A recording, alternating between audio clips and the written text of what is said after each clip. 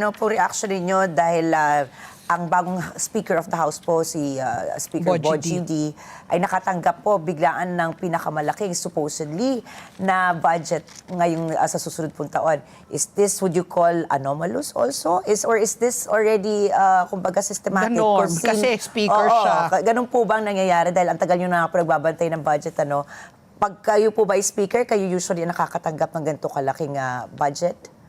Yes, yun nga po yung challenge eh. If kung susuriin po natin yung mga nakaraang budget over the past 2 years, consistent po ang pattern. Ang pinakamataas lagi na budget ay laging yung speaker, no? So kahit panahon pa ng 2016, 2017, 2018, nung speaker si Pantaleon Alvarez, nung speaker si GMA, nung speaker si Alan Peter Cayetano and Lord Velasco, very consistent na their districts would get the highest allocations for infrastructure. Ngayon, nagko-continue siya with Speaker Martin Romualdez and Speaker Boji Dino. So, the alarming thing there is hindi siya based on development plans, di ba? Parang you would think yung infrastructure na pupunta sa pinaka nangangailangan na area, but instead mukha siyang political accommodation.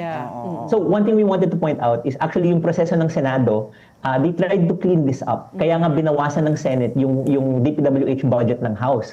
So after ng House, pupunta siya sa Senado, nilinis po nila yon sa Senate version. Kaya ang pinupush po namin ay ibalik yung Senate version rather than itong pinupush na House BICAM. So yesterday, nagkaroon sila ng impasse, nagkaroon sila ng deadlock because the House really wanted to push their version while the Senate very clear sa kanila that the reason they cut those items was because of overpricing. So better yung Senate version po talaga. Hey, I was wondering, no, kasi dati rin sabi natin noong 19th Congress na puna na kaya nagkakaroon ng insertions, hindi alam kung sino ang nag-i-insert, yung mga proponent.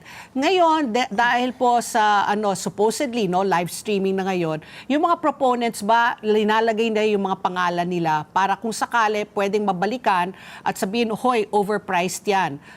Are there names there as proponents already? Do you see that kind of transparency also? Well, to be honest kasi, hindi pa natin nakikita yung final version ng minutes. The proceedings are still ongoing. I think yung minutes makikita natin at the end of it. Ang benefit lang ng live stream ay, kapag may proposal, nakikita natin who is verbalizing it. Sino yung senator, sino yung congressman na nagsasabi, ito po ang gusto natin mangyari. So, at least we can take notes, no? We can take notes and then i-check natin kung sa minutes lumabas ba na yung proposal ba ito ay nagmamatch doon sa live stream. So very, very vital na mag-monitor po tayo, magpatuloy po tayo sa pag-monitor and we can communicate to our senators and legislators that they should be very conscious that they are being watched by the people.